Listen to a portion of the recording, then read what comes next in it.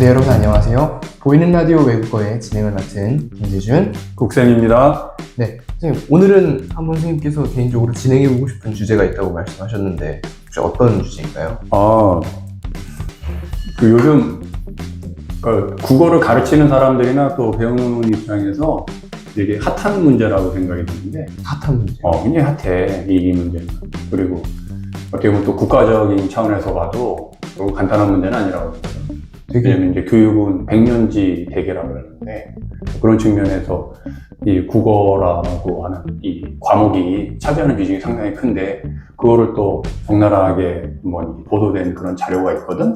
그래서 아침에 그걸 보냈어. 지금 한번 오픈을 한번 해볼까? 네네, 굉장히 심각한 문제인가 보네요. 네, 열었습니다. 지금 보면은 신문, 인터넷 신문에 올라와 있는 기사인 것 같은데 이게 동아일보에서 7월 23일이지? 7월 23일 날 이제 보도된 자료인데, 이거를 좀 우리가 한번 짚고 넘어가야겠다라는 생각이 들어가지고, 그래서 오늘 한번 이 주제를 가지고 얘기하려고 하거든. 한번 제목을 한번 얘기해볼까? 제목은 심각한 국어 기초학력 미달, 영어 수학 문제 이해 못해 못 풀어네요.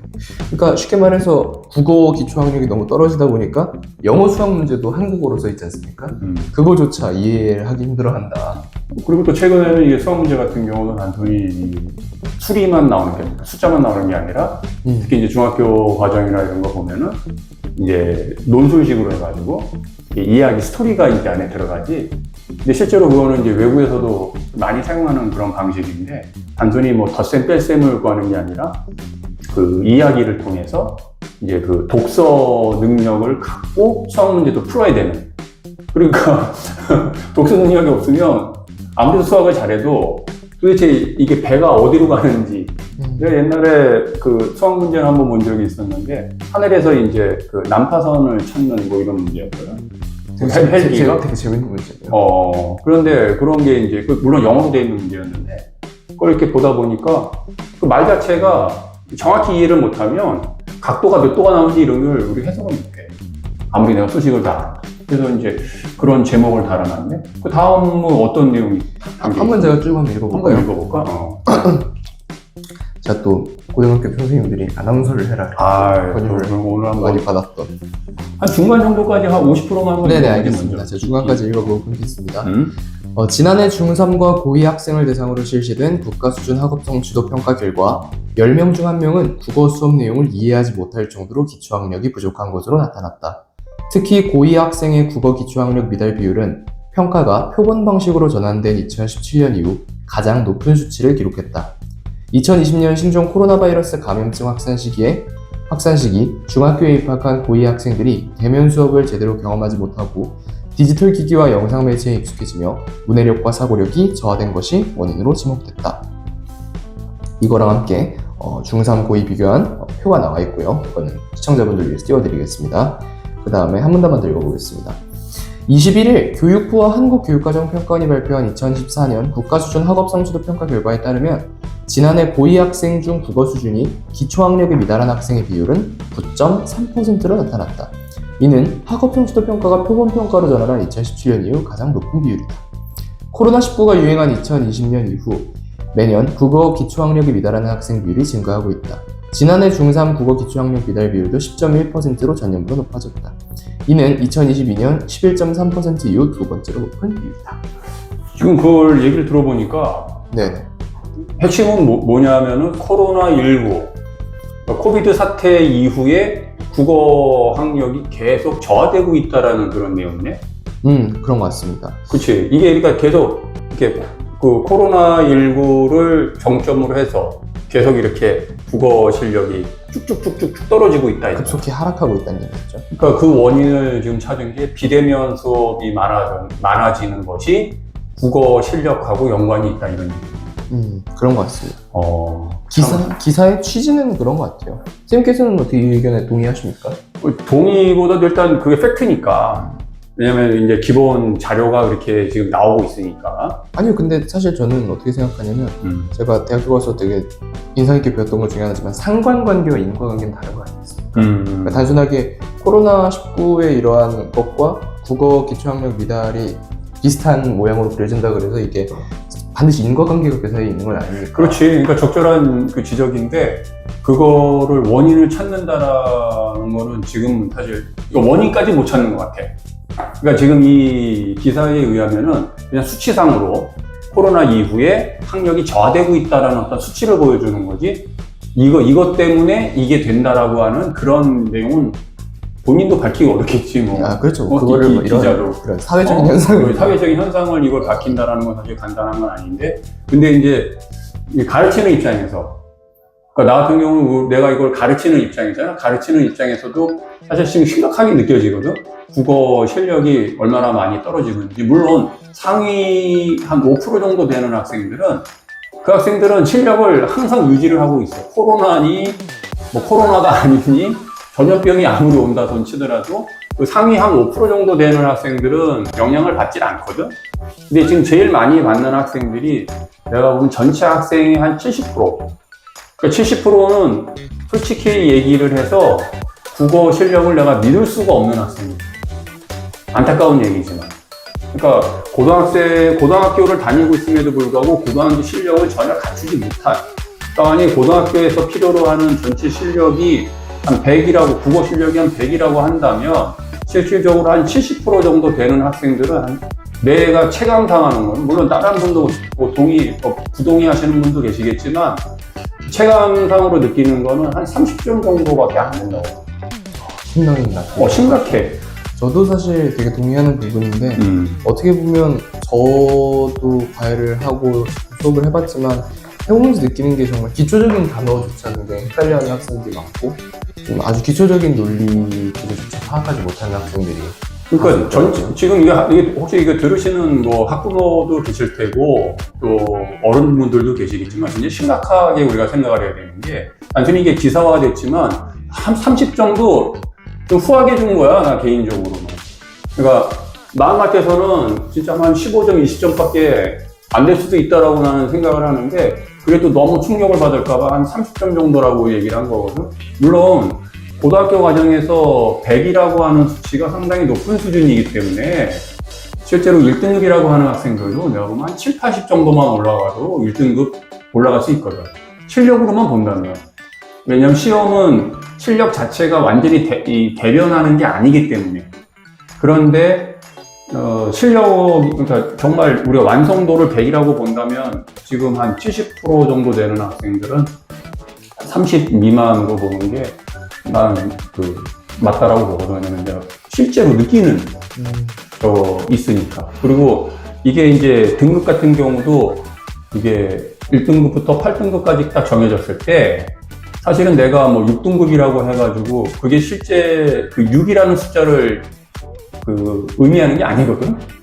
사실 6 이하다 그러면은 이거는 8등급이나 별 차이가 없다라고 봐. 그렇죠. 내가 5등급이라고 그래서 나머지 9, 8, 7. 그러니까 그게 약간의, 그리고 그 안에서는 결국은 항상 변동사항들이 생기기 때문에, 왜냐하면 그 학생들은 그 실력이 드러나는 게 아니라 시험에 따라 약간 그 운이 많이 작용하는, 그러니까 시험에 100% 운이 작용하는 학생들이 한 6, 7, 8등급에서 왔다 갔다 하는 거거든. 뭐 조금 몇 개 맞추면 5등급인 거고 조금 몇 개 틀리면 7등급인 거고. 그러니까 그 안에서는 사실 변별력이 별로 작용을 못해. 그러니까 가장 심하게 변별력 작용하는 게 1, 2, 3등급, 3등급까지거든요. 네.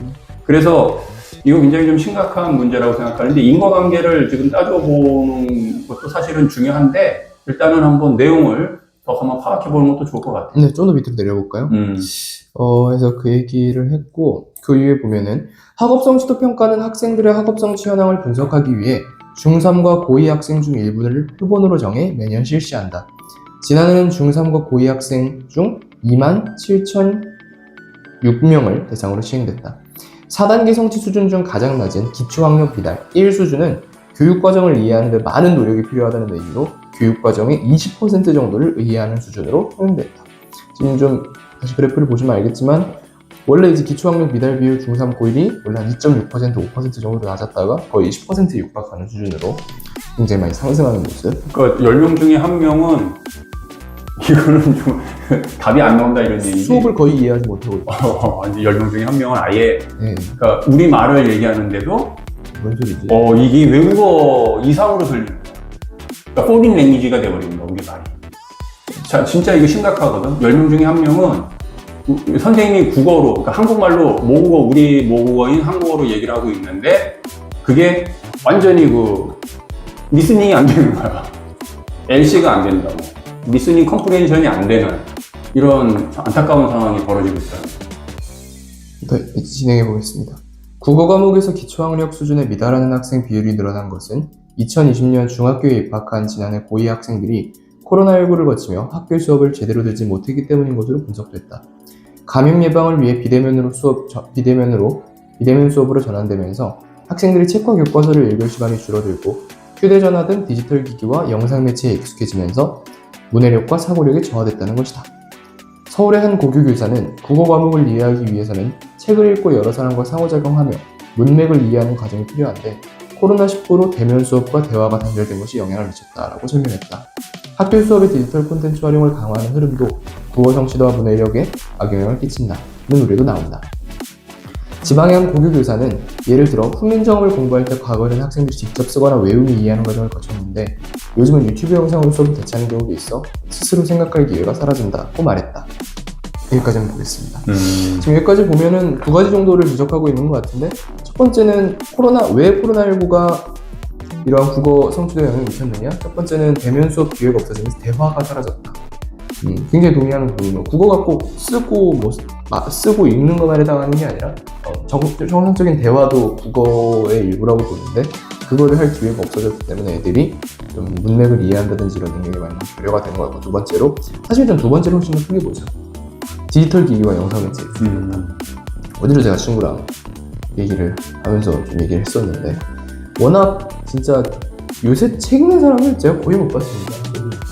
책을 읽고 싶어가지고 막 책을 어떻게든 집에 박아놓고 하는데 구석구석에다가 이게 쉽지 않더라고요. 왜냐면 워낙 요새 젊은 사람들 사이에서는 인스타그램에 릴스, 넘기면서 보는 거 그런 것들이 많이 발달을 하다 보니까 그냥 보다 보면 시간 다 가 있고 또 워낙 짧고 강렬하고 자극적인 정보가 들어오다 보니까 이렇게 긴 텍스트들을 읽는데 좀 쉽게 지치는 느낌이 있었습니다. 당연히 학생이라고 다르겠습니까? 우리 어리기 때문에 더 하겠죠. 네, 이 정도인 것 같습니다. 선생님께서는 좀 어떻게? 거기서 이제 사회 현상을 먼저 나열을 하고, 네. 그다음에 이제 나름대로 원인을 찾는 그런 기사 내용이었는데, 네.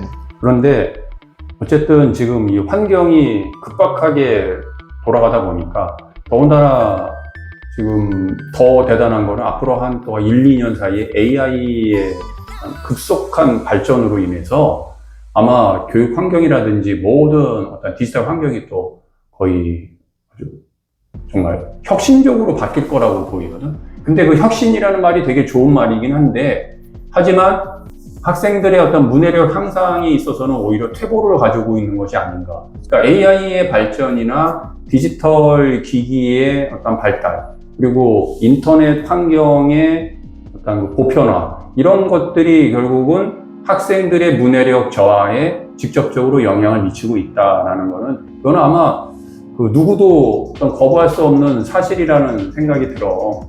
그래서 결국은 이거는 지금 어떻게 해결을 해야 되느냐에 대한 얘기도 한번 얘기를 해봐야 될 텐데 참 짧은 시간 가지고 다 얘기할 수는 없는 거지만 하지만 거기까지 한번 끝에 이제 기사를 한번 읽어보고 그러고 나서 마무리를 한번 줘보면 어떨까 싶네. 좋습니다. 네, 마지막 문단 한번 읽어보겠습니다. 자, 부제는 이렇습니다. 국어 부족이 수학, 영어 성취도에도 악영향. 국어 성취도 저하는 다른 과목의 학습 성과에도 영향을 미치고 있다. 수학 문제를 이해하지 못해 풀지 못하거나 영어 단어에 대응하는 국어 낱말을 몰라 영어 해석 자체를 어려워하는 사례도 빈번하다. 지난해 중3, 고2 학생 중 보통 및 우수, 3, 4 수준 성취도를 보인 학생의 비율은 국어, 수학, 영어 모두 코로나 때와 비교해 낮아졌다. 특히 이 기간 고2 국어 과목에서 보통 및 우수 성취도를 보이는 학생 비율이 15.6%포인트 낮아졌다. 서울의 한 고교 영어교사는 영어교사인지 국어교사인지 헷갈릴 때가 있다며 영어 지문이나 단어를 한글로 설명할 때 한글을 이해하지 못해 이타적, 경직의 의미를 설명한 적도 있다고 말했다. 한 수학교사는 두 줄이 넘는 수학 문제를 이해하지 못해 풀려는 시도조차 못하는 학생도 있다고 말했다. 박남기 전 광주교육대학교 총장은 공부의 연속성이 중요해 기초가 안 돼 있으면 다음 단계로 넘어갈 수 없다며 정부가 기초학력 미달 학생을 위해 기초학력을 보완하는 프로그램은 물론이고 학업 동기를 부여할 상담 등을 적극 지원해야 한다고 말했다. 네, 어떻게 보면 처음에 이제 이 기사의 제목에 직결되는 부분이라고 생각이 드는데 국어를 못하니까 다른 과목도 못한다. 사실 이 영어 단원의 한글도 모른다는 얘기는 제가 정말 많이 절감을 합니다. 사실 단어장 이런 데 보면은 한글 뜻이 꽤 어려운 말로 나와 있는 경우도 많아요. 뭐 경직을 어려운 단어라고 보기 힘들지만 뭐 이타적 이런 걸 모르는 거지. 대부분 애들이 뭐 한자어로 되어 있는 단어를 잘 모르더라고요.